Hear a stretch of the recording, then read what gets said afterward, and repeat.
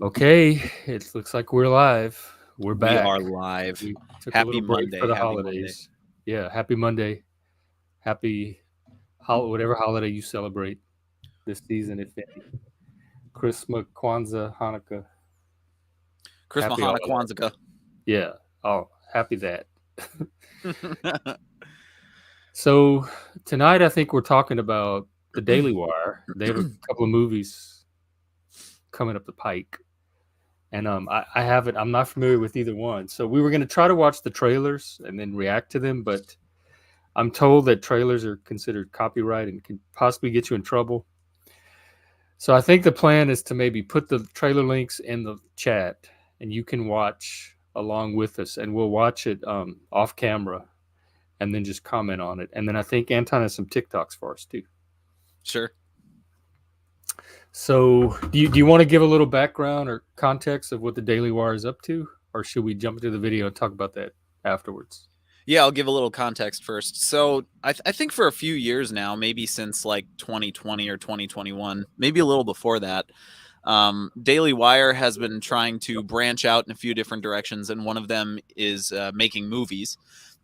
And I know, I think their first two movies, I can't remember which one came first. One had Gina Carano in a leading role, and she was the woman who was in The Mandalorian and then got fired because she was confronted on Instagram for putting bleep bloop for her pronouns. Because, What? yeah, because, you know, there's the whole pronoun extravaganza that's going on with people, and in her profile people were like, where are your pronouns, put your pronouns, put your pronouns, and she put bleep bloop blip or something like that, like just goofing around, and that started a domino effect to get her fired from The Mandalorian. So then the Daily Wire picked her up and they put her in a movie where she played, I think, a woman in the 1800s in America. And she's this lone woman. I think her husband is out at war, and a group of bandits tries to get into her house, and she has to defend the Oh, house. Terror on the Prairie? Yeah, I didn't. I Yeah, I think didn't I see that remember movie. seeing the trailer. Okay.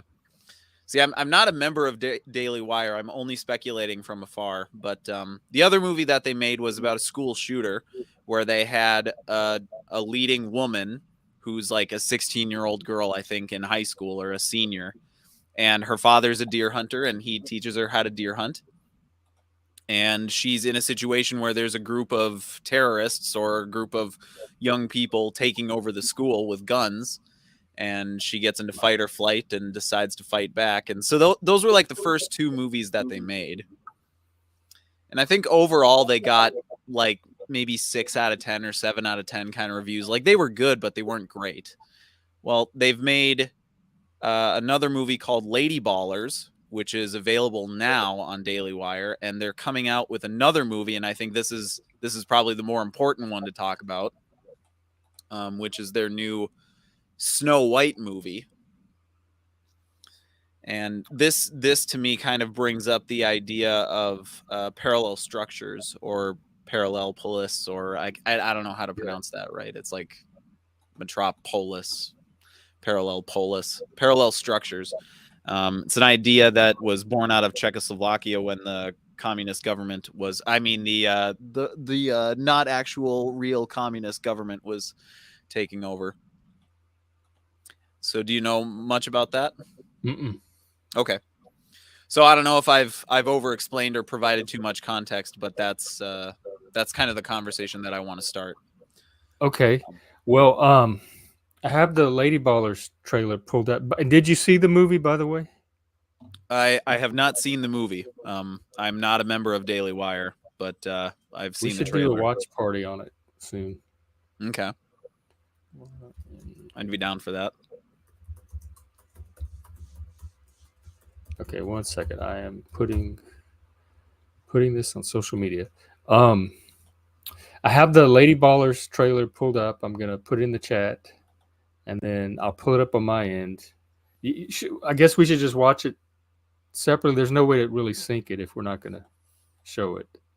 Yeah. Do you want to, like, what could happen if you have a copyright strike? Does the does the live stream get shut down like immediately, or what could happen? I think it goes against your channel, and I think if you get three, you maybe get shut down, and it stays Okay, for 90 days. And if you don't get another copyright, then it drops off. But if you gain another one, then it accumulates and can work gotcha. against you. And I'd like to think the Daily Wire wouldn't mind and they would support our efforts to kind of get the word out. But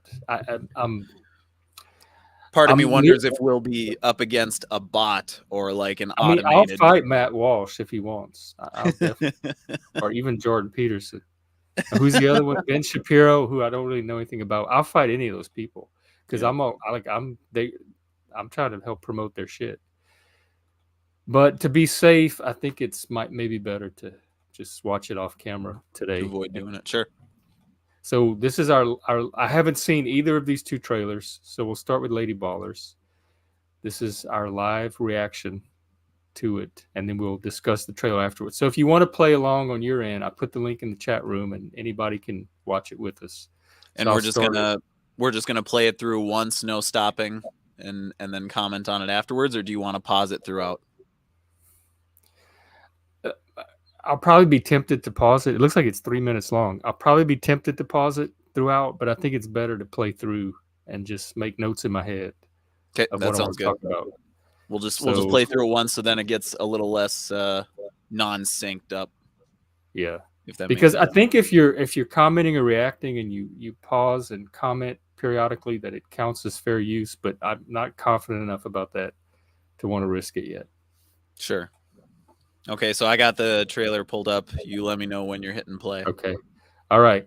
I'll go in three. So anybody that's watching along, we'll do 3, 2, 1, play. Oh, cancel, pause. I have to change my sound settings real quick, and then I'll go on mute. All right. Um, all right, this is the Lady Ballers trailer. We'll go again. 3, 2, 1.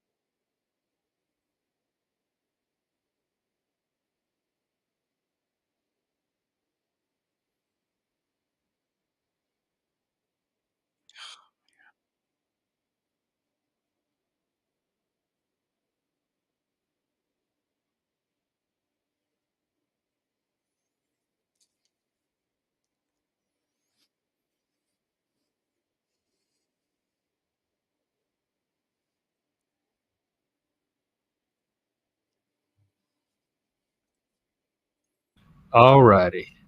All right. Um, well, my first impression is I'm glad that they're attempting it. I think we need more blatantly counterculture content. Was that Ben Shapiro? That one little Yeah, there's a bunch of people here. They're listed at the end. I'll hang on just a second. John, you So can't hear us, you mean? We were sitting in three minutes of silence while we watched the Lady Ballers trailer. I'd put the link in the room. I'll put it again.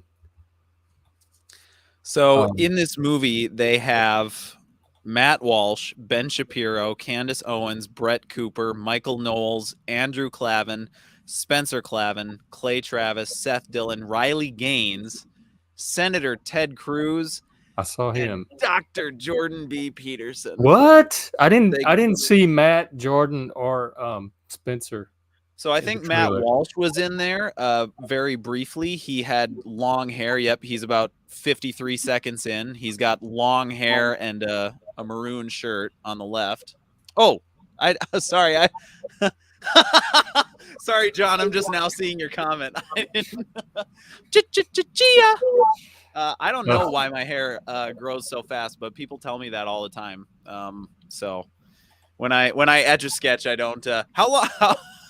I know that we kind of shaved our heads kind of around the same time, so I'm wondering: are you letting yours grow out, or is it still? Are you cutting it at times? Yeah, I haven't seen John in a while. I don't know what his hair looks like. Do you still have the little Walgreens perm that you used to have? Oh man, I thought it was kind of cool the way that he did it. I mean, usually I don't like that kind of cut, but I think he rocked that one. But I don't know. Maybe he was unhappy with it. I can't remember what he said that he shaved his whole head off. Few But centimeters. Well, maybe once we open up the panel, he'll come on and show us his new do. um, Um, I mean, I'd be up for watching it. It seems like just a little average comedy, but I'd definitely be up for watching, especially if all those other people are in it. I noticed the part of they like spoof Dylan Mulvaney's "My Life as a Woman" series. so what about Dylan Mulvaney? The It little reminds scene you of in that. there where he's setting up his podcast to do his life as a woman. I mean, One of the they're ladies. clearly like not holding back on being satirical about all that kind of stuff, which I think is good in a way. I can't help but be skeptical because um, it's made by conservatives, and conservatives by the numbers are not very good at art because they're low in Or openness comedy. or comedy. And so I think it's going to be kind of like mediocre. Like, I bet there will be parts that are kind of funny, and then there will be other parts that are just kind of bland. But I think it's a step in the right direction. I just think that they need to hire liberal people who are into the arts, who are anti woke. And it's going to be hard to find them, but they should find them. I don't know how much of that is a stereotype because with the new generation, who knows what kind of comedy talent and artistic talent is on that. It's not like the sides have shifted so much. There's people that might ordinarily have been liberals that are now leaning conservative that come from those artistic or creative backgrounds. Yep. And um shit, I lost it. Oh yeah, I used to feel the way about Babylon B too. Some of their stuff is funnier now than Saturday Night Live or any of the other shows that I used to watch for comedy. Like somehow the Babylon Bee has managed to capture modern comedy. They do a That's lot a of good corny point. stuff, but when they do stuff that hits, it hits as well as some of the comedy that used to come from liberals. Yep. And it makes sense. You know what conservatives are really, really good at when it comes to making movies? They are really good with history. Like Clint Eastwood is a really good example. Like he's really good at making the movies that he makes, progressive and conservative. Yeah, Yeah. I like that. Yeah, I too, Yep. because yes, some people are trying to progress society past the current norms, and some are trying to conserve So those. what I would say is that you need to find people who are high in trait openness, which is typically someone on the left, politically speaking. I question whether that's still the case, though.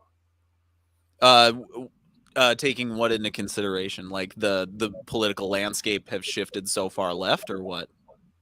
That it's that conservatives are low in openness just by virtue of being conservatives.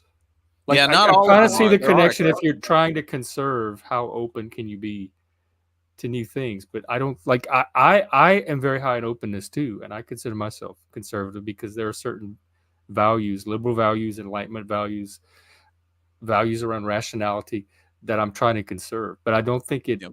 it impacts my ability to be open at the same time. And I think that might be true for a lot of modern people who find themselves on the right.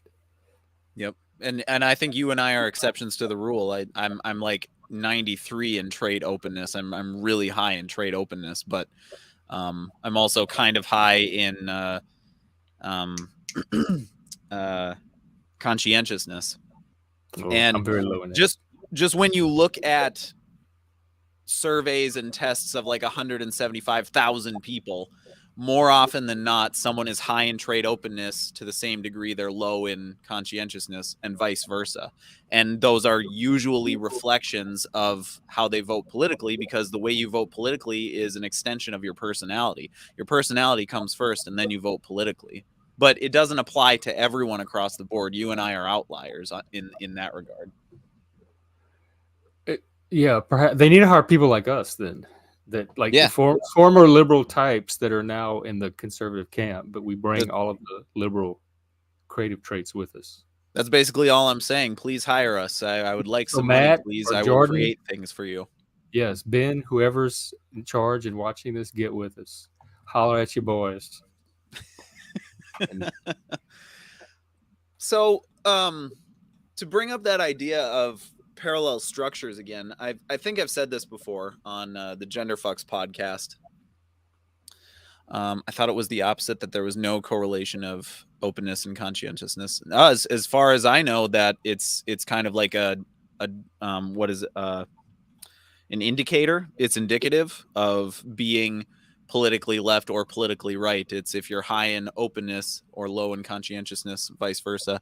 It's usually the case if you go into a liberal's home, and it sounds so condescending saying that. If you go into a liberal person's home randomly, it's going to be a mess, or their room, it's going to be a mess. If you go into a conservative person's home at random, it's going to be very clean and organized. even the upper class snooty liberals, like the bougie liberals, is it still going to be a mess? Because the ones I know keep it very kind of Really? pristine and immaculate. Yeah, Well, they might be high in because it's industriousness, performative. which is a subset of conscientiousness. So it's possible to be high in those subsets. Like I said, I'm sure there are exceptions to the rule, but the majority of it shows that most of the time it's going to be a messy house, or a messy car, or a messy cubicle, that kind of a thing. Yep. Usually, I'm high in both, but I'm more high in openness. I think I'm like in the 70s with conscientiousness. And Another conscientiousness interesting, has different domains and aspects or facets too, and you can be yeah, high in some and low in others. yeah. There are two. It's industriousness and shit. What's the other one? It has to do with punctuality, like being Is on it time and being orderliness? reliable. Yeah. Yes. Thank you. Thank you. Yep. And then those break down. They have like subfacet. They have like I think 6 subfacets for each trait Really? too. Oh shit! Yeah, I didn't know that. I just thought there were 10 altogether with because the big conscious, five. I score really high in some and really low in others. My consciousness is very spiky, but I forgot my composite score. I took the test a while back. Gotcha. So, the next movie we have is that Snow White thing. Yeah, the Snow White. Oh, but you were going to talk about the parallel Well, structures. that's actually a really good segue. So I think what's accidentally happening is that we are in an era where parallel structures are kind of happening before our eyes. But I don't think either of the options we have are like the best options. So what we have is like Disney's version, where you have Rachel Zegler, who's this seemingly spoiled brat who is just sucking in this ideology and spewing it out without even knowing what it is. Like, I feel bad for her for the most part, but I also think that she deserves what's coming because she says everything with such an attitude. But they only have one little person working as a dwarf, and the other 6 are just non-little people. And Peter Dinklage is happy about that for some reason, but a bunch of the little people actors are not. And it's ensconced in wokeness because there's the theme of like, well, we don't really need men, there's not going to be a prince who comes and saves her, okay, whatever, roll my eyes. But then we have the Daily Wire's Snow White.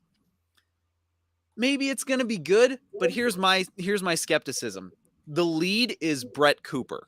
I don't know what Brett Cooper did prior to YouTube, but she's a conservative darling on YouTube who appeals to Gen Z with the editing and the background, the backdrop that she has. And she actually is really entertaining. I've watched a number of her videos, but I just don't know if acting is her strong suit or if she is an actress who accidentally became a YouTuber.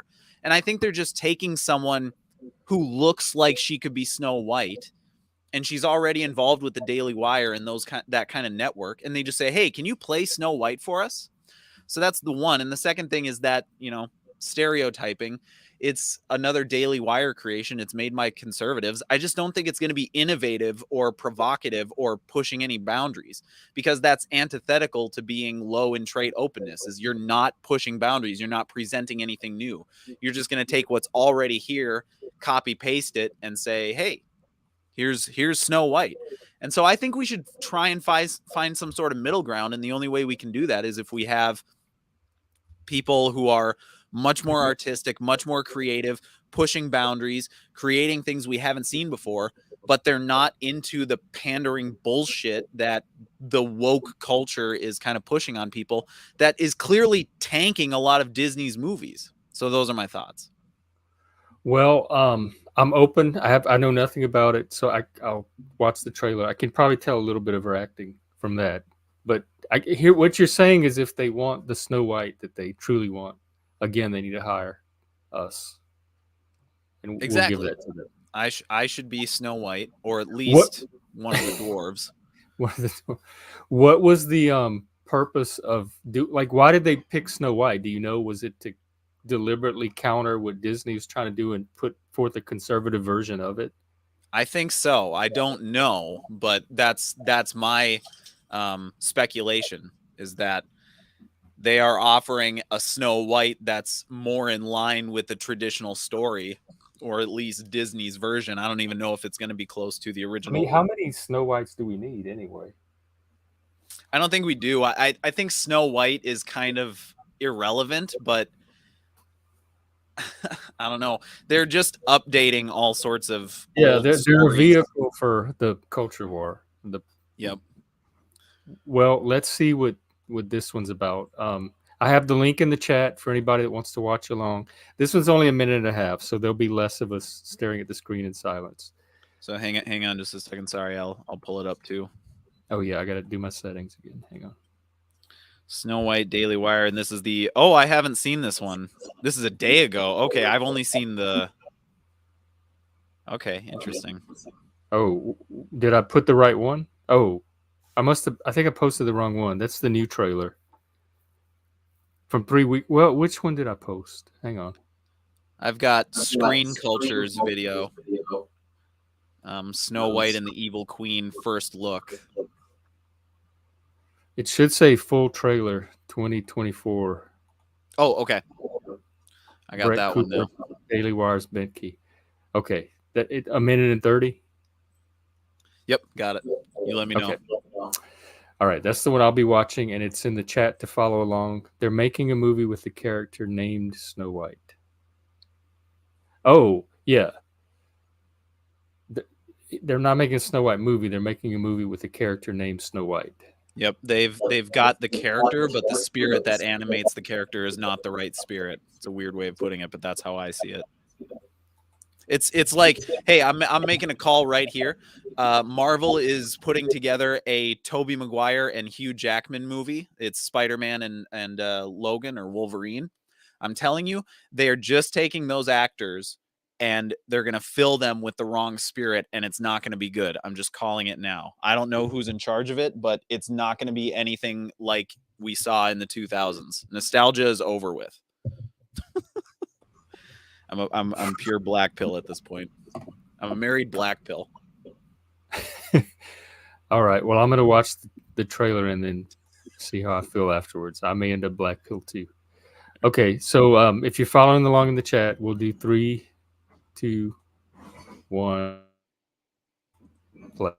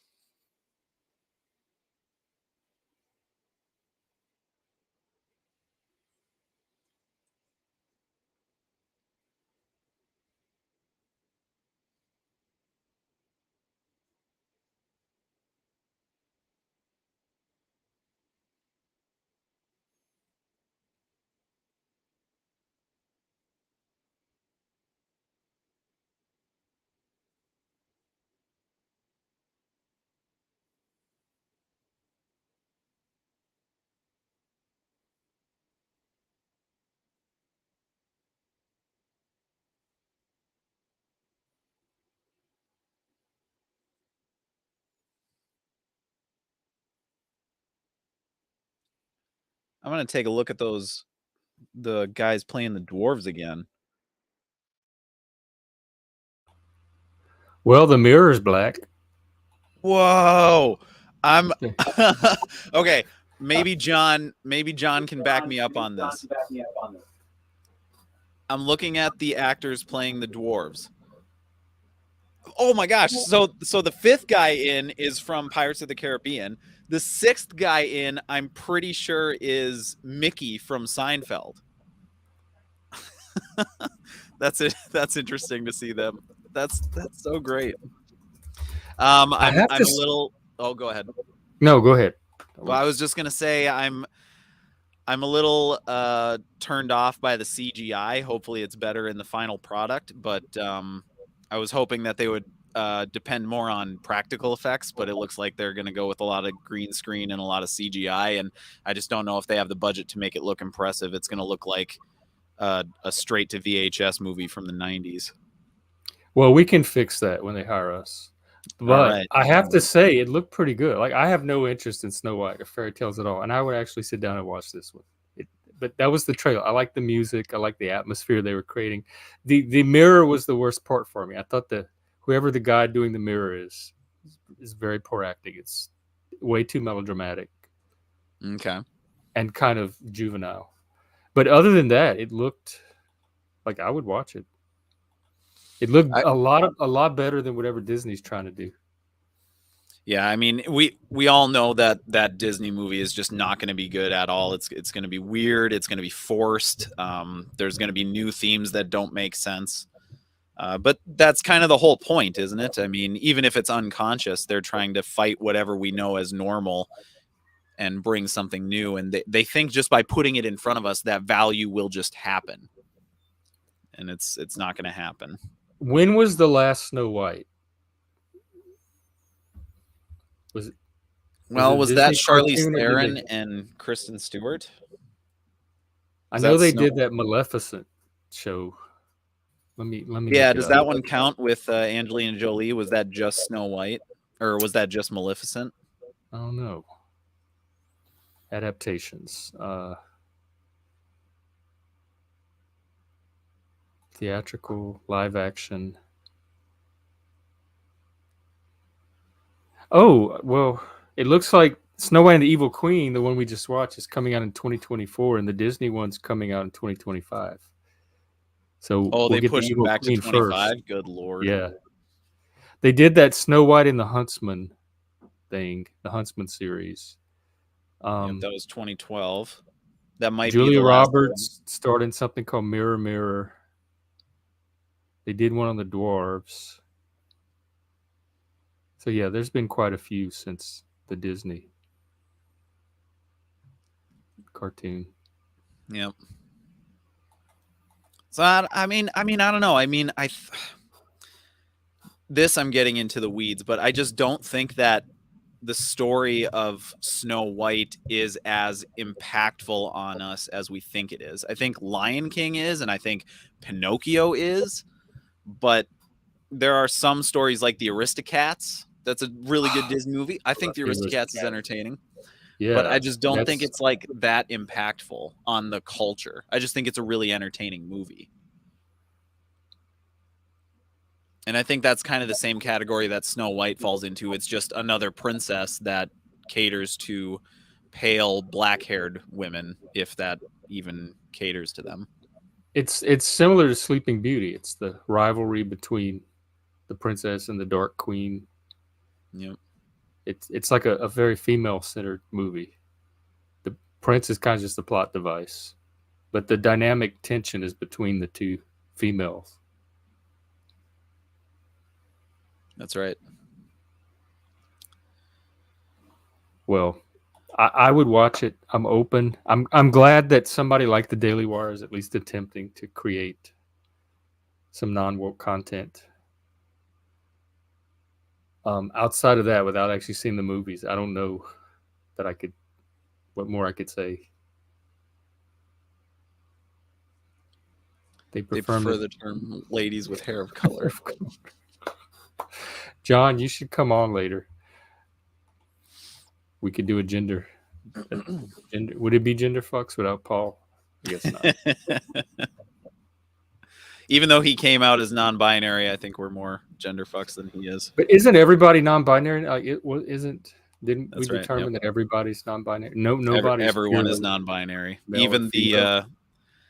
the flannel shirt wearing redneck who drives a truck every day, he's got a bit of femininity to him. Yeah. And Dylan Mulvaney, I guess, has a bit of masculinity, other than appearance.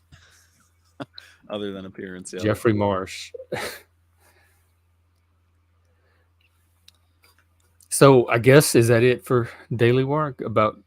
Wait, Paul. I know he said he was going to put the thumbnail. I had put on my calendar and everything. He said he was going to put up the thumbnail, and I waited for it. I never saw it, and I woke up that morning, seeing if he was going to go live, and he never did. I don't know. Paul, do you need a manager? Did he forget? Is that the reason? He doesn't seem like. I wonder what his conscientiousness is. Well, it was obviously low on Saturday. He's personality fluid. On Saturday? Yeah, maybe I'm sharing more information than I should, but he said that he was a little hungover. Oh yeah, that's true. He was drinking on the street. Oh, was he? 10 o'clock in the morning, he had a Mike's Lemonade. But I'll tell you who's even more impaired than that was Andrew Wilson. He completely stood him up. Andrew Wilson? He was supposed to be on, or what? Yes, and never showed up. Oh, man. He abandoned me. But the fact that he has to keep like dipping into Andrew as the default guest when he needs somebody on the show is like, I'm kind of glad that Andrew stood him up because that'll cause him to diversify his backup to the wolves. It's like the evil queen. There is one thing that I just want to bring up right now. I'm gonna share my screen. That has to do with what we were just talking about with lady ballers, in particular. Everyone remembers this. This happened like last year or earlier this year. Can you magnify the tweet? Like click on the in? tweet. So Yeah, let's see. Team. I don't remember this. That's a woman. No, well, it's. I think he did it to prove a point. That's a he. That's a real man. That is a male. That is a biological male, full on man, who has been powerlifting for a long time. And one day, for a women's competition, he showed up with a beard in men's clothing and everything, and just said, "I am a woman and I identify as a woman." They allowed him in, and he broke the record. And then the next day said that he's a man again. Like, he So just identified as a woman for that competition and then went right back to being a man. And like, he didn't even identify as a woman. He did it to prove a point. good for him. That's what we need to do. We just need to like turn their own policy against them. Yep. And for anyone to like here, what am I think I need to I'm gonna stop that. I'm gonna present again. Hang on. I thought it would follow me. John. John is really in top form tonight.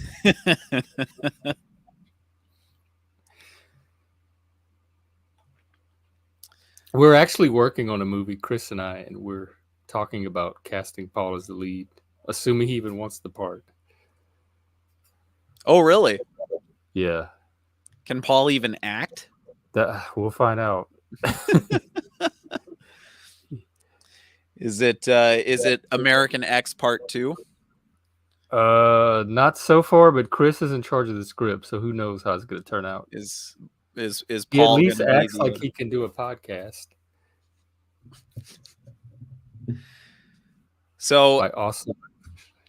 for someone what I was saying regarding this is that if someone is going to load up criticism for lady ballers and say that this is overblown exaggeration and this never happens in real life, like, this is an exact example of what happened in real life. I mean, this person, clearly a man, came in and identified as a woman, just pretended to be a woman, and then they let him in because, God forbid, you deny someone's lived experience, and he fucking broke the record and then walked away and said he's a man again. And like, this really happened, and we're just supposed to pretend like, well, he was a woman, you know, for that competition. Because you can't like challenge that ideology. And I'm sure this is not even the only case. But what can they say if they want to be consistent with their position? They have to let stuff like this happen. Because otherwise the emperor has no clothes. Yep, that's right. You start breaking away at the delusion once that happens. And I don't want to come across like I'm anti-trans, because I'm really not, but I'm pro science, and there's something to gender dysphoria, but there's a lot of people who are into the non-binary trans thing that is just really anti-science, and I think it gets kind of dangerous. I don't know. Yeah, that's my issue with it. The biology denialism, the science denialism, and the authoritarianism that comes along with enforcing that on everybody else. Yep.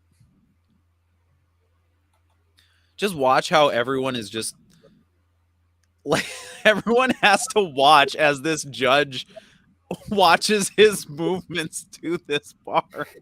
And everyone in the room knows what he's doing, and no one can say no anything. one can. 2 + 2 = 5. The party says so. Oh my God. It's just, it's too good.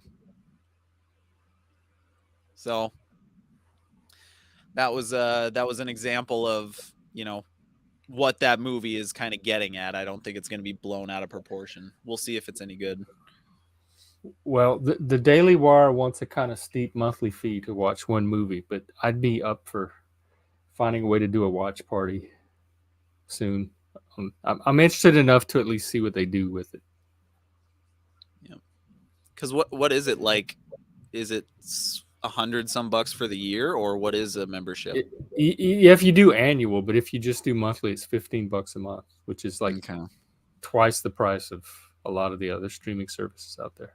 Yeah, I think that's like $1 less than Netflix, but it's way more expensive than anything else. Yeah, it doesn't have nearly the content that Netflix does. Yep. Although they do And have other shows, so you get the ability Yep. to check those out too. So maybe for a month, it might not Mhm. be a bad investment. Yep. So we'll look into that. Yeah, I know John doesn't believe in gender, and I want to talk about that one day because Yeah, and I think he and I like either had like a miscommunication or I didn't hear him right, but I think he and I have to have another conversation about that because I always think that biological sex is the starting point, and then all there is gender expression, but there's no real such thing as gender. I think gender, the word, is just an interchangeable term for sex, but it's really a discussion about sex and your chromosomes, your gametes, that kind of a thing. But he said something that says, if you believe that they're interchangeable terms, that's how they get you. And I think we derailed and went somewhere else, and we never talked about that more. But that would be a conversation I'd be interested in having. yeah, I think we If you Zarathustra want, we set up can save these TikToks for like next week, and we can just bring John on now if he wants, if he's busy or if he's not let's busy. do. Are they good? Are they? Yeah, they're juicy? good. They're kind of scattered, but they're good. Let's maybe do one just so the viewers will have at least something visual to see tonight, and then we can bring John on if he wants to Sure. come. We could do an if so map. By the way, where's our if so conspiracy map? I know you're traveling and you're working on yoga, your yoga album. Yeah, man. Let me know if you. I am serious. I'm smiling, but I mean this seriously. If you come out with a yoga DVD, let me know. I'll buy it. 100%. I will too. I won't do it, but I'll buy it. Unless I can do it from my couch. Just get up for a little. Yeah. All right, we're gonna watch a TikTok and then we'll open up the panel. So would you? So I got a nudist trans person who's a foster parent, a bearded non-binary who is discovering the Quran, or a trans YouTuber who is clearly videoing a non-English speaking pizza guy for misgendering him and like calling him out. That one sounds tempting. They all sound tempting. John, do any of them? Do you have a preference for any of them?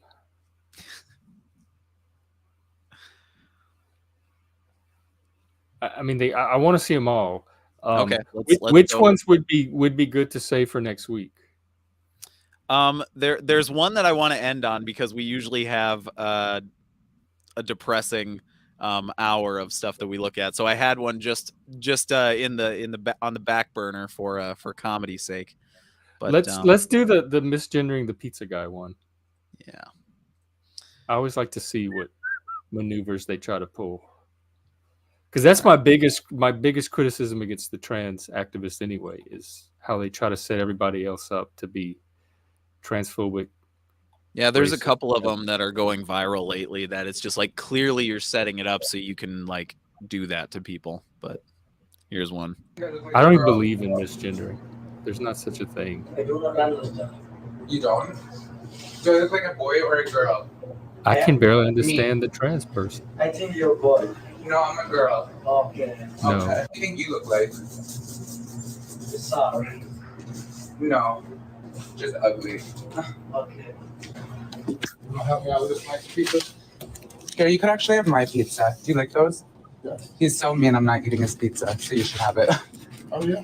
Fuck him. You enjoy your pizza. Thank you. Bye. Look at him. He's so mean. Do I look like a boy or girl? He's telling me I'm a man. Come on. You seem like It a doesn't boy. take rocket science. He Your thinks voice it's funny. is boy.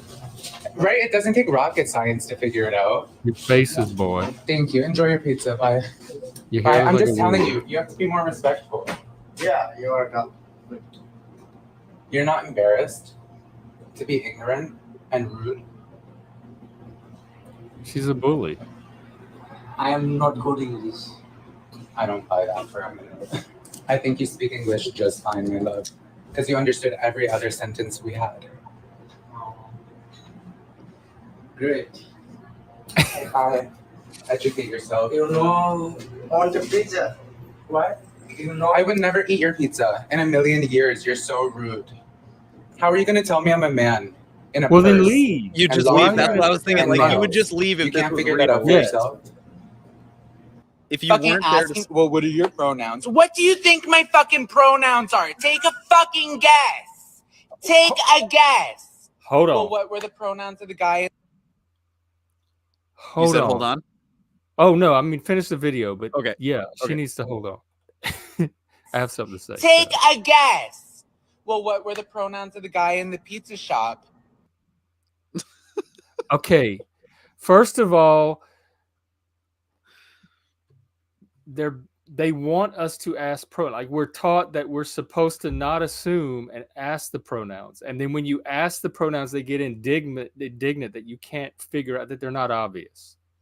Usually the That's a rebuttal total is, what bait do I and look switch like? right there. Yep. And usually what they say is, what do I look like? This person is a troublemaker. Yep. They're a troublemaker and they're a bully. And they're probably a narcissist. And they look nothing like a woman. They look like a fake Addams Family wig, a man face, and a man voice. Wednesday Adams out here bullying pizza guys. You look like a girl. So this is something.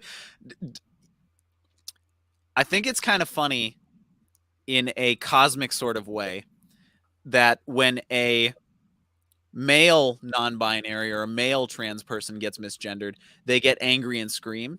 And when a female transgender non-binary gets misgendered, they cry and get really upset. I mean, it's cosmically kind of funny, but like Fucking asking, well, what are your pronouns? What ooh, what are your pronouns? do you think my fucking pronouns are? Take a fucking guess. Take a guess. Well, what were the pronouns of the guy in the pizza shop? And he knew the gender and pronouns of the guy serving pizza. He didn't ask for that. Yeah. You know. You bring up a good point because in addition to the voice, which is usually a tell for me, the masculine face, the Adam's apple, the biggest tell for me when somebody is trans is their conflict pattern or their pattern of reaction. And trans, like female to male, will still react like a female when there's conflict, and they'll still have a female pattern of resolving conflict. And vice versa for male to female transsexuals. They'll still get aggressive and want to fight because it's like the nervous system and the endocrine system and whatever chemicals and hormones are activated during conflict are still sex-based. And so that's always another tell for me. No matter how much they pass, when conflict happens, they will revert to the conflict style and the conflict pattern of their biological sex. Yep. That makes sense. So, little pop quiz for you. Okay, let me see.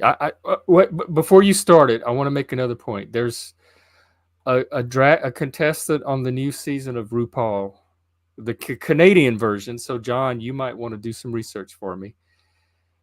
And there's a transsexual drag queen, and I think they're female to male, but they have hairy arms. They don't have breasts. They have a hairy chest, and they do drag with the hair. Like that's part of their drag. And I can't figure out if it's, I think it's female sex, but are trans female like to male women, like do the hormones cause them to grow that kind of hair? Is that part of the hormone treatment? Because otherwise I would say this is male, but having seen this RuPaul contestant. Yep. So I think a couple of things give it away is clearly very big boobs, gifted in the mammary glands area. There's no way that a man would get that after with how many hormones? years? What's that? Not with hormones? No, I don't think so. Not enough estrogen would give you boobs that big. You might get tiny little bulges like Dylan Mulvaney. Like I don't think he's gotten implants. I think that's just actually I don't even know if he gets estrogen, but he's got like tiny little bumps, not a whole lot. But you would get hair from male hormones. Like if you were female, it would cause that. So this Yep, contestant I'm thinking you of do must get facial hair and chest hair, and if you get high amounts of testosterone, you can lose some of your hair, like you get a receding Speaking hair. of hair, John, what happened to yours? It's hardly. Can you guys hear me? Yes, Yeah, sir. can you hear us? Woo! Yeah, I can hear you just fine. Yeah, I shaved my hair more recently because I kept shaving it a little bit, but now I'm growing it out. But like, look, okay. I think I shaved my hair probably last 2 months ago, probably, Okay. And that's all it's grown and in that's 2 all months? it's grown. Dang. God, it's- And then you look at Anton, and it's like this you doesn't need make some of those hormones that she has. Yeah, right, I need man. whatever she's got going on her tits is what I need on my head. So yeah, I'm gonna guess she just because of the tits. Yep. But I would not have Maybe known it's that without Maybelline. and the Hello Kitty thing maybe. Yep. Very hard I- to say. I would say that it's a biological female who is getting HRT with testosterone. Do That you would be know my the guess. answer, or are you That's guessing? I don't. I have just clicked on this. I mean, I'm pretty sure, but I don't know if the I'm guessing it's a biological female taking testosterone, but that she's got some weird like neo pronouns. That's my guess. Gotcha. This is a female who is on testosterone. That's the answer. Her pronouns are body odor. Hmm. And you know, I'm more than happy to just let people live their life, but it's Yeah. But when they act like course. that thing in the pizza shop, no way. Well, but that's a different thing to me. It's like if she's just living her life as a normal person, looking that way, then go for it. Do whatever. She you looks want. depressed more than anything. She doesn't look happy. I'm not saying it's a Testosterone good. will do I'm not that saying to it's a good idea. Just saying, just do whatever you want. Yeah, I mean, as long No, as they don't she's bother happy. me. But if I'm at a pizza shop and they try that with me, it's not going to be live and let live. That makes speaking sense. of live and let live. Let's bring some religion into this. Lord.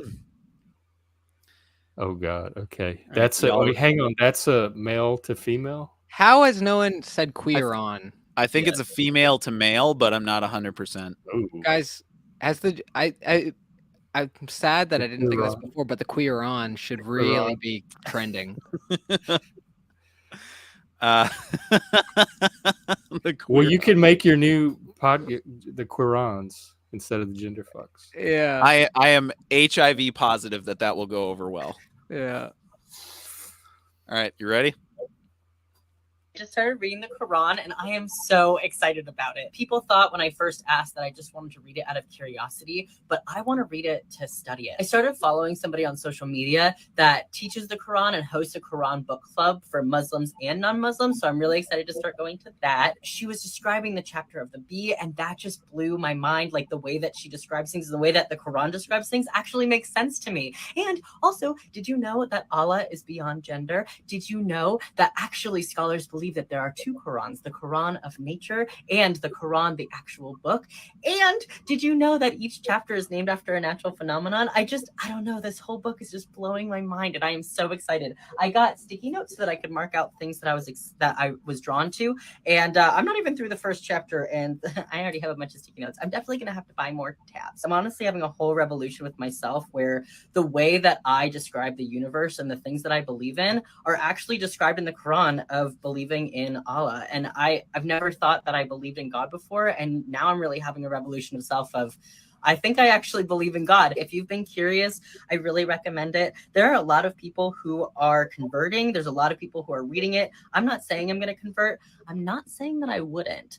And I don't know. I know that this is exactly what I need right now. I just wanted to say thank you and just point out how excited I am.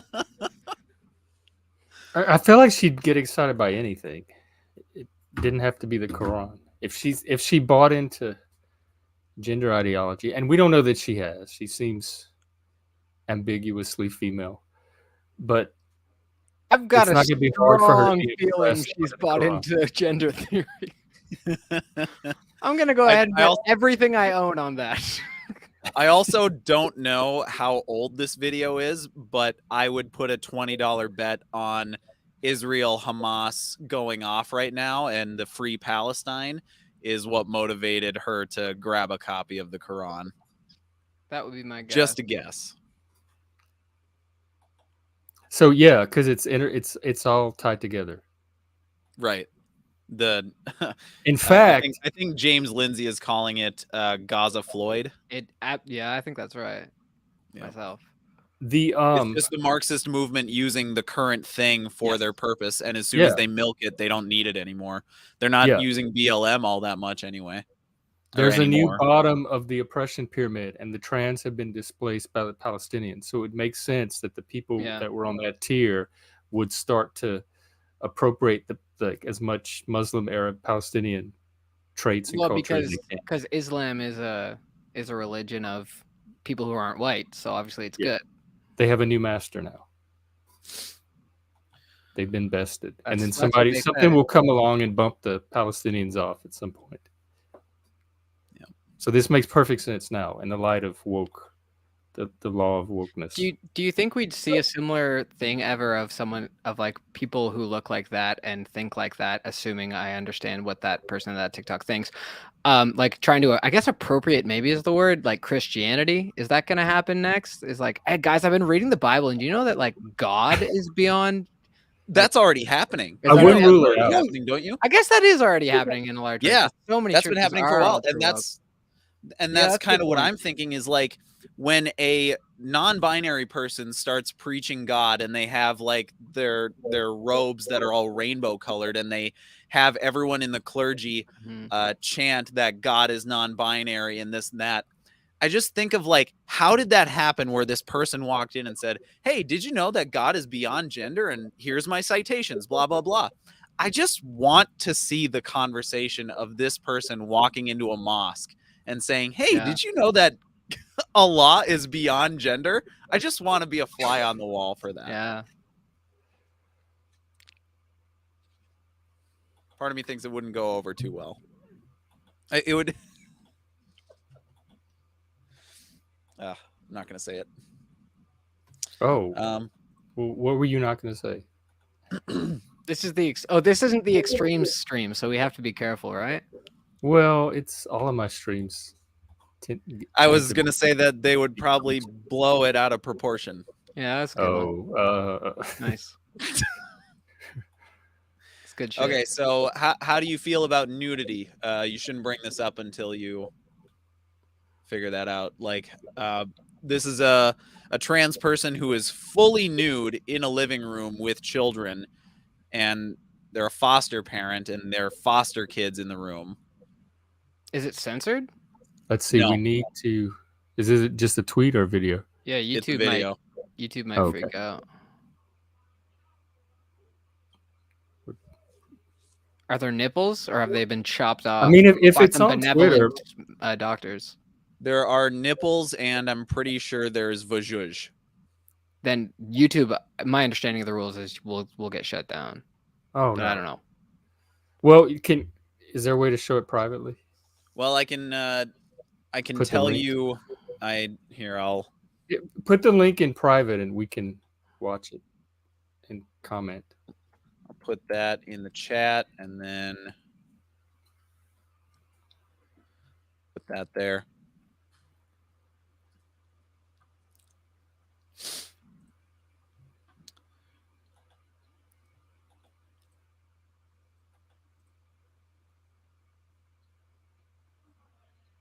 Did you guys get so basically the video is this foster mom. Good God.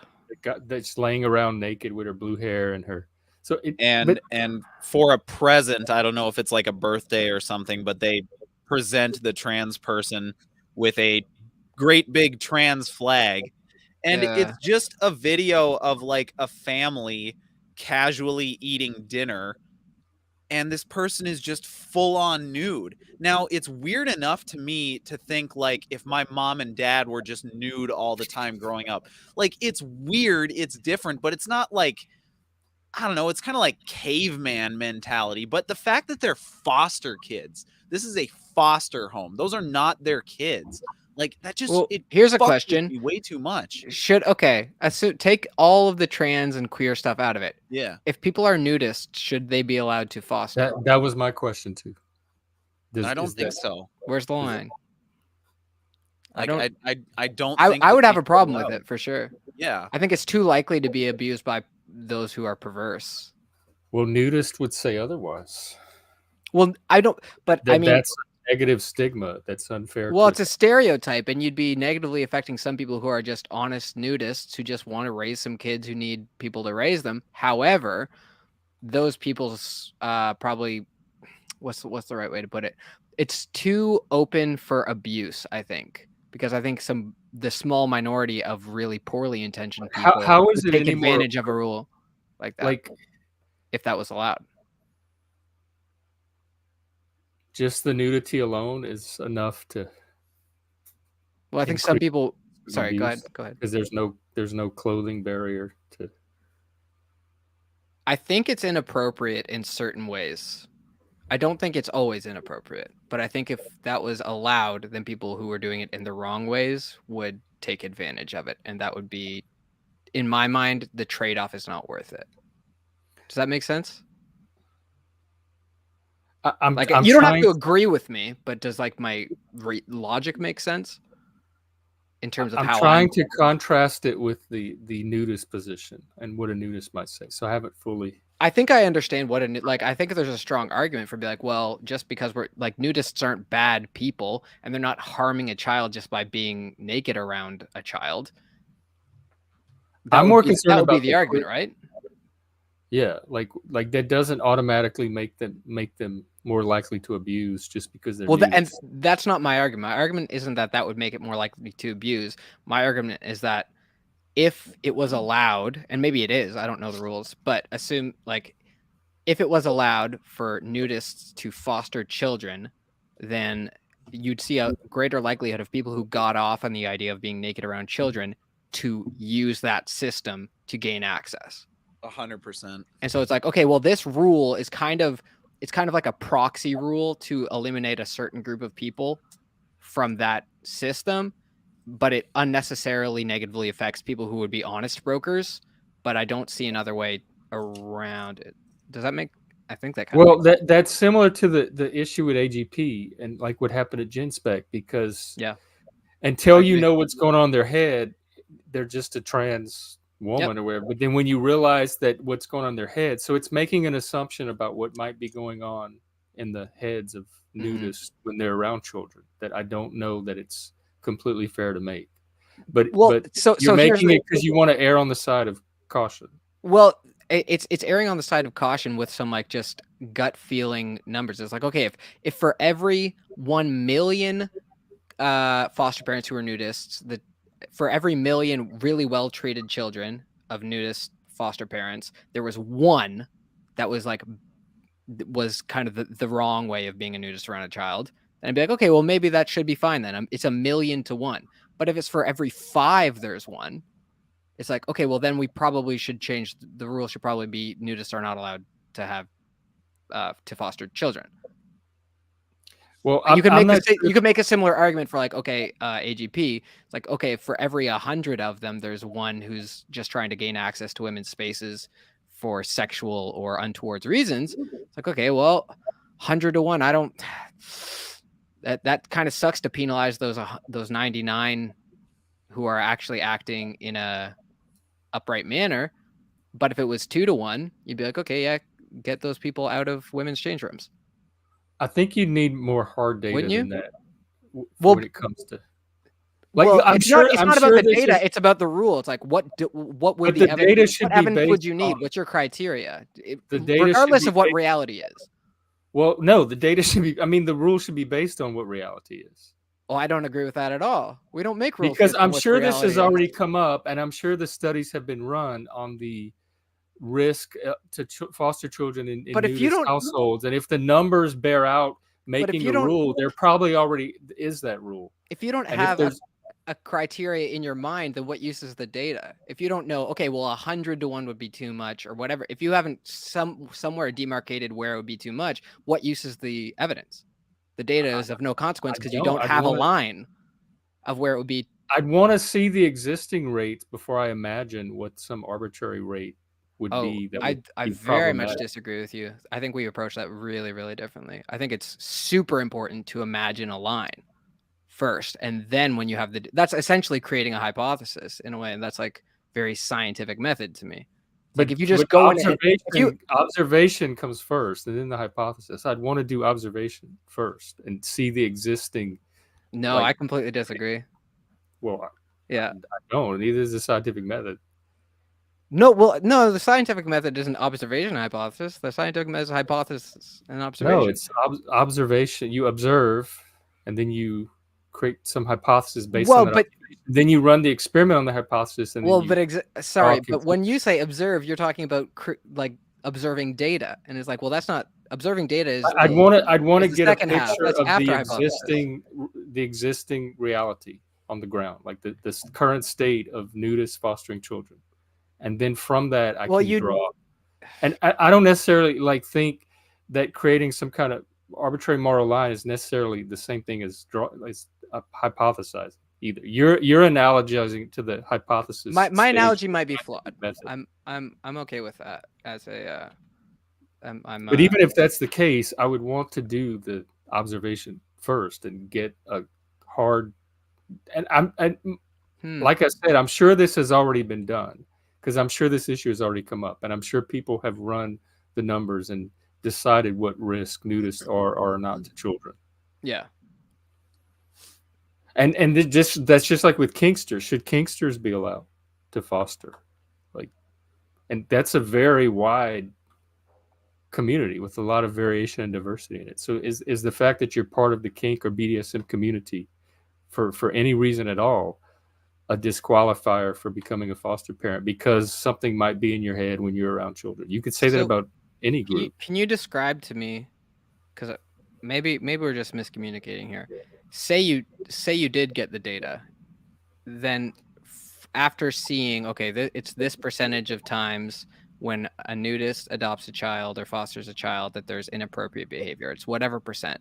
So you would take that number, and then from there you would decide that's too much or too little? Yeah, I'd want to get an idea of what the existing rate of abuse. It may be low. It may be almost no abuse at all, and there may not be that many nudists even fostering children in the first place. Well, I would imagine if it's a low number in the first place with a very low to zero abuse rate, I wouldn't worry about it. I wouldn't even feel like I needed to come up with a. But what is low to you? I don't know. It depends. That's one of my that's part of my. It depends on the ratio of foster parents to the existing number of cases of foster adoptions relative to the percent of abuse that's coming from that. Okay.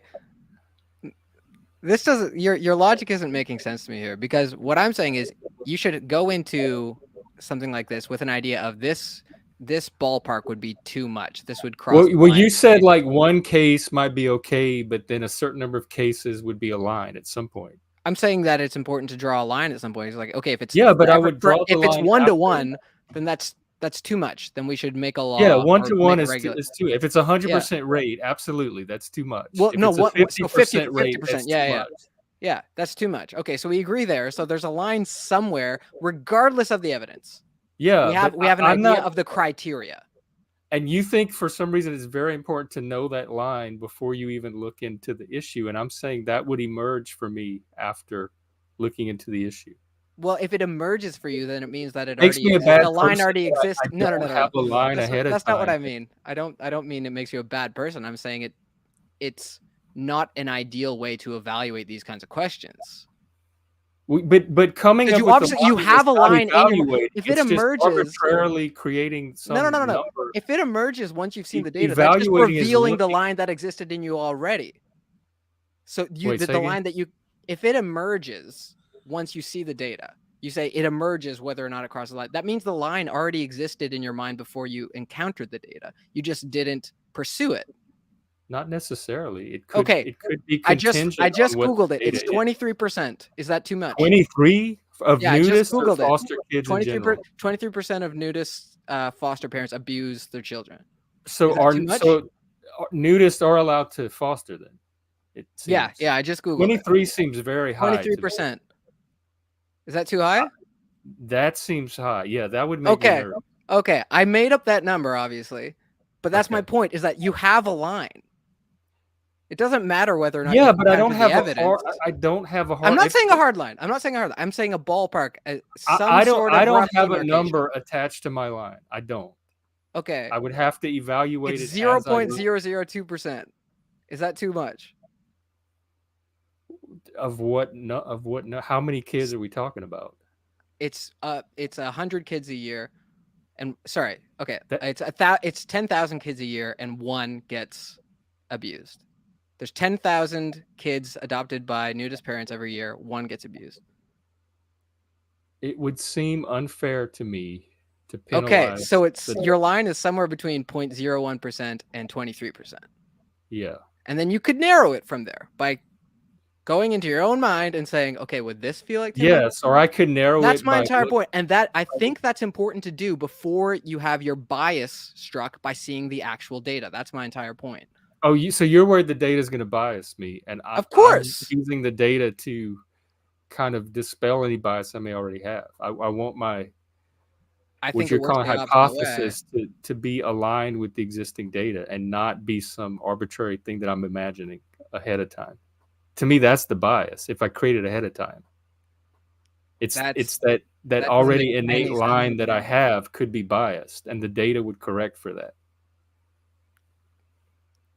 That logic is completely. Maybe I'm wrong. That logic is completely upside down to me. I don't think that's how it works at all. I don't know if bias you. Sorry, I don't know if logic even applies here, but I don't know why it's so important to have the line before going in. Well, it's not important to have the line. You have the line whether you want it or not. It's important to investigate the line. Why? Because then when you find out the number, it doesn't it's going to bias your reaction, isn't it? I think the opposite. I think if I investigate ahead of time, that's the bias. The existing line that I have is the bias, and the data would be what corrects for that. I would conform to something more realistic than what I might imagine ahead of time. And that's assuming you can change your line, because if it's already set and I just have to discover what that line is, am I going to even be able to change it? The data is not even going to matter. So could I boil down both your positions and tell me if I'm right? Jeff, you're essentially saying that we might not know what happens, so we should try. And John is saying we have a pretty good idea of what would happen, so we should err on the side of caution and not do it. That I wouldn't say that that's really what I'm trying to argue here. Yeah, I'm making a broader argument just about investigation and evidence and criteria in general. In this case, I don't know what I think about the nudist and or any group. We're just using nudist as a of course. This is all hypothetical. Any group exactly, that might pose some kind of increased risk to children. I would almost be more nervous about queer theorists adopting children. Like if it's a known queer activist. What's up? Yeah, my line would be very, very low from the start going into that. Yeah. Hey, Chris. I'm definitely on the same page with you there, Jeff. I'd be way more concerned about queer theorists. And that is a bias, but I'm biased because maybe the line is the same, because maybe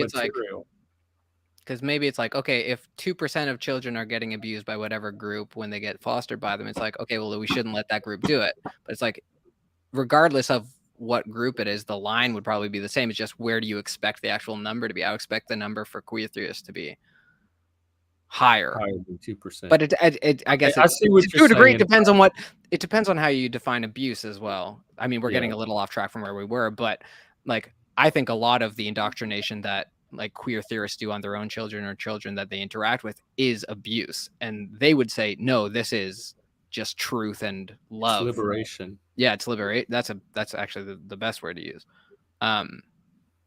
So that would factor in as well. But yeah, I definitely agree. I'd be much more concerned about a kid being raised by a queer theorist than a nudist, by the numbers.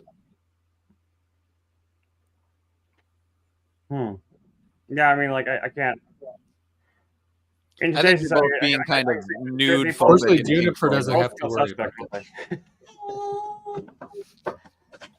It's I mean, I guess there could be pure of heart people living nudist lifestyles, but it just seems today in today's day and age, it just seems odd, doesn't it? Though, just like it just gives pause kind of thing. It just seems like red flaggish, but maybe not. I don't know. I've never met an actual nudist. I've never met a single one ever. As far as I'm concerned, they're like Bigfoot.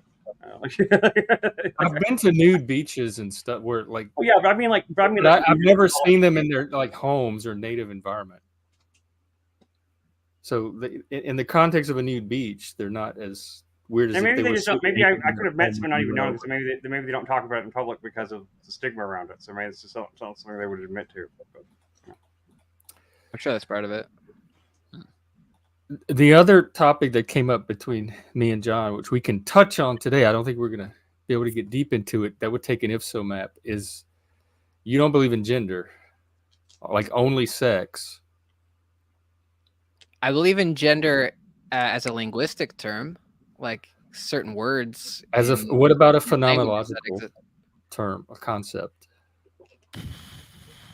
I do think there is a place for a category that demarcates patterns of behavior in one sex versus the other. And that, I think, if I was to use the word gender, that I think is probably how I would use it. Okay. The main reason, I think the way that I've talked to it, to like Paul and I think Anton, and I remember when I was talking to Sitch and Adam before about it as well. I think we need to be more, like the enlightened centrists, need to be more careful about when we use that word, because it's so abusable and so abused by queer theorists, because they do the Mott and Bailey with it just constantly. And I'm like, if you're using the word gender, you have to be using it very, very specifically, I think, in this day and age, because the more that the general public isn't made conscious that those are two very different categories, the more that game it gets played over and over and over by the queer theorists, and everyone keeps falling for it. And I think one of the best things we could do is be very specific about not conflating them. Because I do think, like, I don't necessarily think that gender just doesn't exist as a category. I just don't think it exists as a category the way that 99% of the population believes it right now. And that's why I say it as provocatively as I try to. I can accept that. So there is a place for it, because I bring it up because Zarathustra Serpent made a really good argument for centrists claiming the concept of gender for themselves to prevent it from being used in the way you're talking about. And I was going to play a little clip of that video that explains it, because he gives what he believes is the centrist, or what should be the centrist position on gender. This is an hour and 45-minute video, Jeff. No, I'm playing just a little clip of. That'd be badass if we just sat here for an hour 45. Oh, I think I saw this video. I don't remember. I can't remember the exact point he makes. Well, I apparently I had it queued up and then it started playing. So let me re-cue it. Okay, here we go. But that's specifically why I brought it up when Anton said gender dysphoria. That's why whenever I hear anyone say gender dysphoria, I just try and jump on it. I'm like, it's not gender. It's sex dysphoria. That's a prime example of a term that gets abused. The devil is patriarchy. The devil is patriarchy. Oh my God, she's totally jumped. You only brought one. And colonization of feminist talk by the trans. I said before that they believe the oppressive system is not the patriarchy, as feminists claim, but cis-normativity. But I also said that they refer to it not as cis-normativity, but by another name, and that other name, as we see here, is patriarchy. The name patriarchy has been appropriated to mean something else than what the feminists mean. Patriarchy. People aren't savvy enough to realize the trick that is people of the patriarchy. Eradication of so I'm just an alternative that protects all this madness. Secondly, if we let them, don't want that. In regards to this war of the woke, and so there's like this complete meltdown about it. So I'm just sitting here like Ken Watanabe, like, let them fight. No, we should not just let them fight. First of all, they are harming people. The rights of women are being trampled, and the rights of transgenders are being trampled. Secondly, if we let them fight, one of them might win, and we really don't want that. And besides, it's just so sad to watch them tearing each other apart like this. In the Witch Trials podcast, ContraPoints actually starts to cry when she talks about what Harry Potter meant to her. There is a better alternative. An alternative that protects the rights of both women and transgenders. An alternative that makes all this madness unnecessary. Islam. What, then, is the alternative I am offering? First of all, we assert that sex is real and that gender is real. By establishing that gender is real, we demolish woke feminism. By establishing that sex is real, we demolish woke transgenderism. Sex is real means that we acknowledge that, statistically, there's a group of biological attributes that are typically attached to one of the sexes. For instance, that males are generally bigger, stronger, have a deeper voice, etc. Gender is real means that we acknowledge that, statistically, there's a group of behavioral attributes that are typically attached to one of the sexes. For instance, that women are generally more emotional, have a motherly instinct, tend to be attracted to men, etc. It is true that many gender expressions are socially constructed, but there are some that come from nature, and that's enough to determine that gender is real. The idea that both sex and gender are real is supported by science, and the arguments against it, as we earlier discussed, are just postmodernist sophistry. For a more deep Okay. The first question I have is, how is women being more emotional different than men being taller? Because at the end of the day, isn't that just your emotional capability is an expression of your genes? Your tallness is an expression of your genes. What's the difference? Yeah, I think that was a poor example, but Yeah, that was.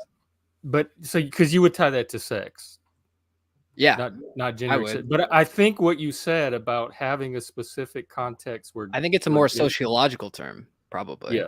Yeah. It's like women being more emotional. I don't think is a gender thing. I think the gender thing is. I think he means being the in same charge thing. of cultivating community and raising children. Like that's a gender thing to me.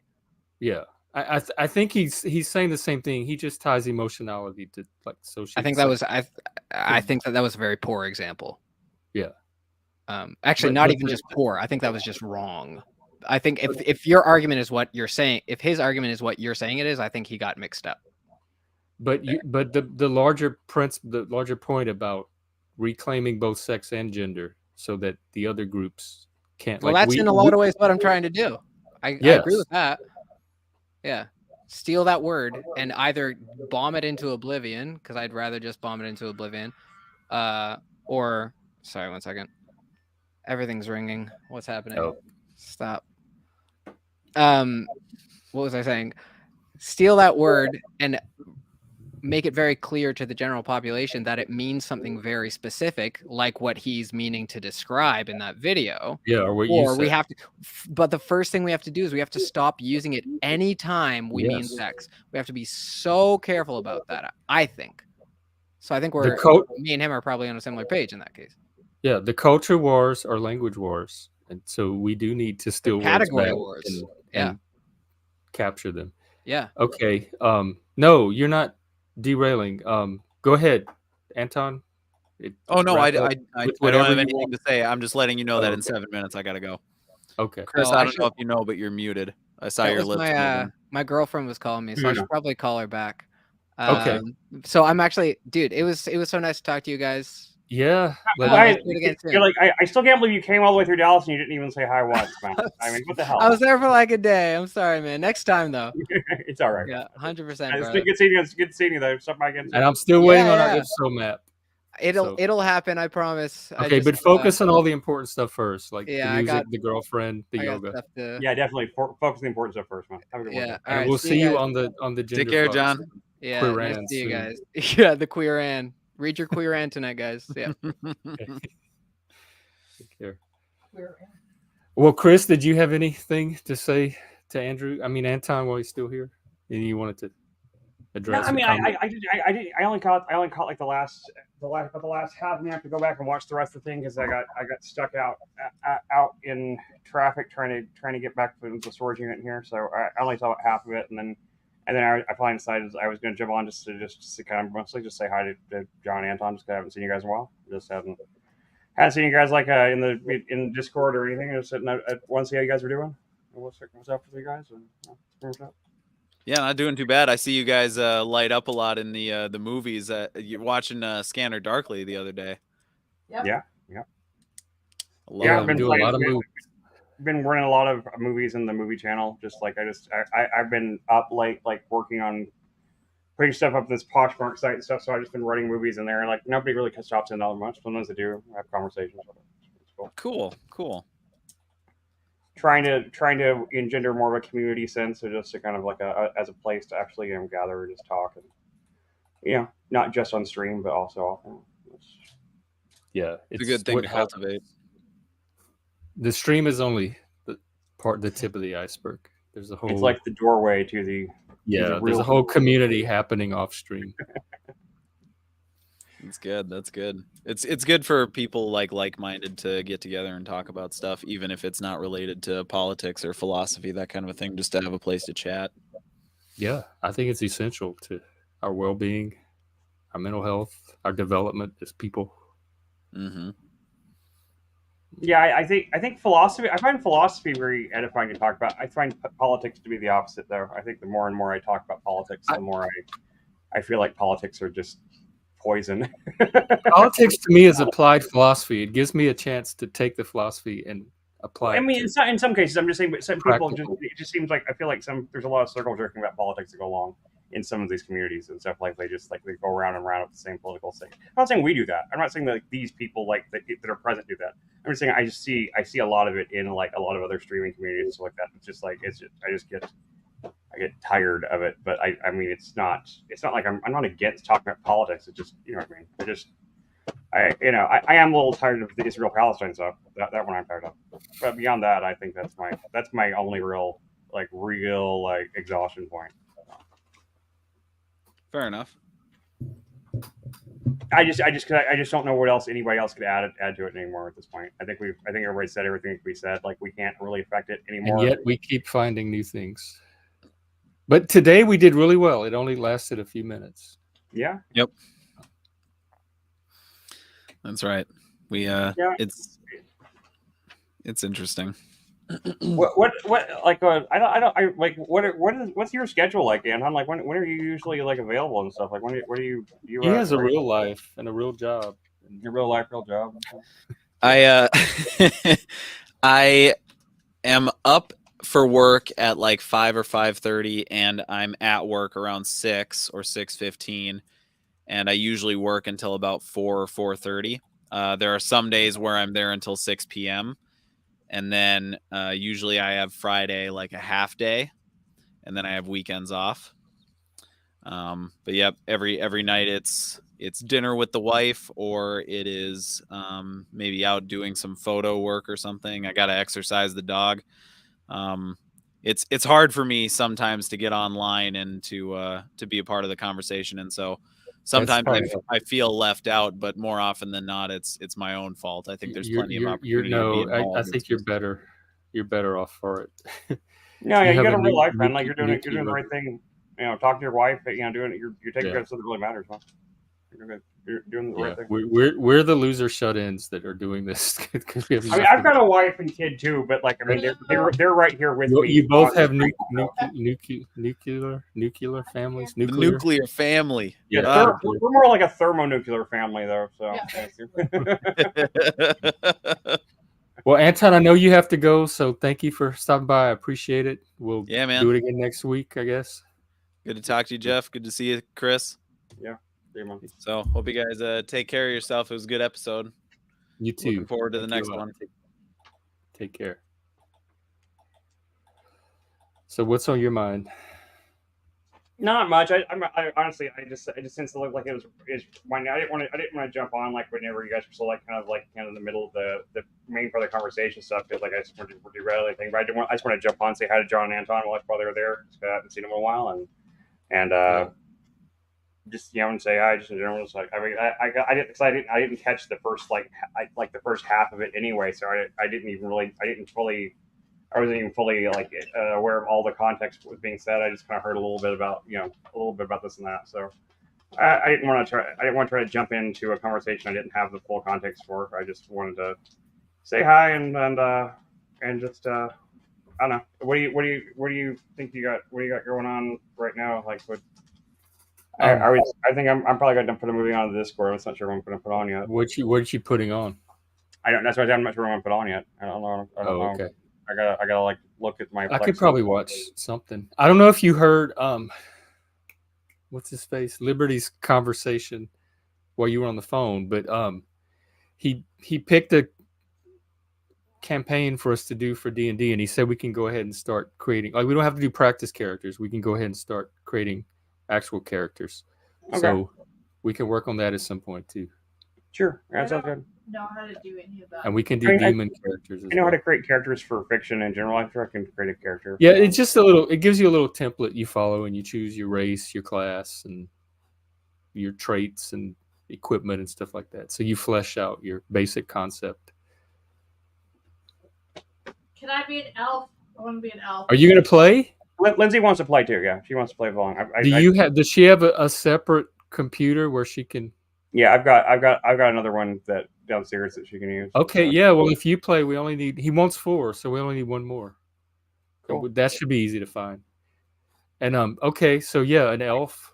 I was surprised I thought Hank was talking about wanting to do it, but I guess he's not. But maybe Jack might do it. I don't know if he has time or not though. Oh yeah, we got to find other. We got to find other losers. Watching the kids. So. Yeah, it'll be all right. We'll figure it out. Well, I watched a couple of things like the other night. I watched Babylon. That was long and kind of stupid. And you had never seen it? I had not watched it. No, I've been watching stuff I have not seen yet before. What actually I was actually surprised by is actually I watched the third Guardians of the Galaxy movie and like the most recent Ant-Man movie, and those were both pretty good actually. It was more movies that people were talking about how they were shitty, like Marvel ruined them because they're woke and all this stuff. They weren't woke and they weren't. They're pretty decent, I thought. I don't know. I didn't like. They're not like 10. They're not 10s or anything. They're like it's like I'd say the Guardians movie was like maybe like a 7.5, and the Ant-Man movie is probably like a 5.5 to a 6. But decent movies there. Yeah, they weren't bad. They were fun enough to watch. Especially for just like having something on in the background, like just something to have on to kind of half pay attention to while I'm doing all this this freaking clothes work, which is like just doing laundry all the time, basically. Laundry and then taking pictures of the laundry. So it's basically you take a piece of laundry and then take pictures of it, then you refold it and stuff. So it's just like it's just photographic laundry something. I don't know. It's a weird thing to do. But I'm looking through. We're making a little bit of money from it, though. A little bit, yeah. It's not a lot, but it's getting. We're getting rid of a lot of the excess clothes and making a little bit enough to like pay for some gas and stuff. So it means something. And if you want anything off of there, just let us know. Oh, I've got this shirt. I got to show you while you're on stream. I might as well go. Can you grab it right there? Yeah. It's I think we got to send this to Machine Lies. I think it'd be funny to send this to him. If Lindsay can get up. If she can't, then I guess we'll just. Okay. Sorry. It's right here. Yeah, here. I forgot about this. I pulled this out of the storage unit earlier. I think it would be funny to send Machine Lies. It's a sweatshirt. I think it should fit him. Can you see that? Oh. Yeah. You think he'd appreciate that? I don't know. Oh yeah, he probably would. Just because everyone calls him Machine anyway. So otherwise, it just looks like you're just like it's just a ripoff. It's a ripoff that like it's like that what is it? Something Arlo Guthrie or whatever had he had that written on his guitar. This machine can smash on his guitar. So it's just like that quote, but just because everyone calls him Machine, I just thought it'd be funny just to anyway. Yeah, I don't know. We'll just I'll share my screen. We can look through the Plex over and see if there's anything. Yeah, I'm looking at it right now. There were a couple of movies that caught my eye, but I'm trying to remember what they were. How was that White Noise movie? I watched that last night. Yeah, it's weird. Very. It's the same. Because I'm familiar with the book, but I didn't read the book, so I don't know if I'd want to read the book. It's the same people that made Barbie. It's Noah Baumbach and Greta Gerwig. Oh, really? Yeah, same people that made Barbie, but it's not anything like Barbie. It's a Oh. very very odd. I mean, even for Noah Baumbach, who is kind of an oddball filmmaker, it was a very odd movie. Like I kept kind of like I don't know. It's just it's very difficult to even explain like anything about it. Like it doesn't really seem to have like a solid through line to it. It's very episodic and very like scattered all over the place. So I don't know. It's a weird movie. I wouldn't say it's like not. I wouldn't say it's like not worth watching, but you have to be in the mood for it. Really, it's not. It's kind of absurd in places and kind of like not. I don't know. I don't know. If you want to watch something kind of light or something, have you ever seen the Nice Guys before? Let me look it up. It's got Russell Crowe and Ryan Gosling. It's like they're like PIs. It's like one of my favorite, like just kind of like kick back and like have a good time movies. Um, Nothing deep or anything to like get just kind of like a fun kind of a detective movie with a decent Is it a mystery. mystery? Like they're trying to solve a mystery? Yeah, they're trying to solve a mystery, but they're both like Oh, I like those. yeah, it's kind of the shaggy dog kind of like loser. They're both like these kind of like they're kind of like these they're both kind of failures in their professional careers, and they kind of stumble into like a bigger case kind of thing. It's like that kind of stuff, And it's done really well. It's the guy. What's his name? Shane Black. The guy that wrote. He wrote like Lethal Weapon, I think, and like Kiss Bang Bang and stuff like that. Yeah. It's a comedy. Yeah, it's a detective comedy. Yeah, I guess I'd call it that. Yeah, we could watch that. Yeah, it's kind of like one of my go-tos whenever like I want to watch something, but I can't, nothing else is like standing out to me. Like it's like one of those movies that I kind of gravitate towards because it's just like it's always entertaining. I've no more times I've seen it. It always kind of like and it's one of the it's really weird because like Ryan Gosling is so known for being so like stoic and not really having much like not really showing a lot of emotion, but he's really freaking funny in that movie. So anyway, yeah, I'll watch that. I'll put that on here in just a minute, and I'll see you over there in Discord in just a minute. Okay. All right, man. I'm gonna Oh, you know what? I'm gonna let's do it like at 8. I have to get dinner Sure. going. It'll take me about half an hour. No, take your time. I'm just been sitting here folding clothes, so like it's not a big deal to me. Okay. Man. And put an announcement, and that way people can join us if they want, and maybe Sure. set it for like I don't know 8:15. Well, it's near, so it'll be like Or for me, 10:15.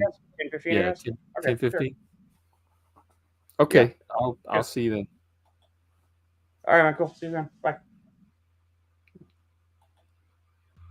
Okay, that is our social justice stream for tonight, and we'll be there tomorrow at 2 p.m. Central for our normal extreme stream. And if you want to watch, what's it called, Nice Guys with us, we're going to be starting in Discord in about half an hour. And we're also recruiting for a Dungeons and Dragons game that we're going to stream live, possibly. So we have another spot available for that if you're interested.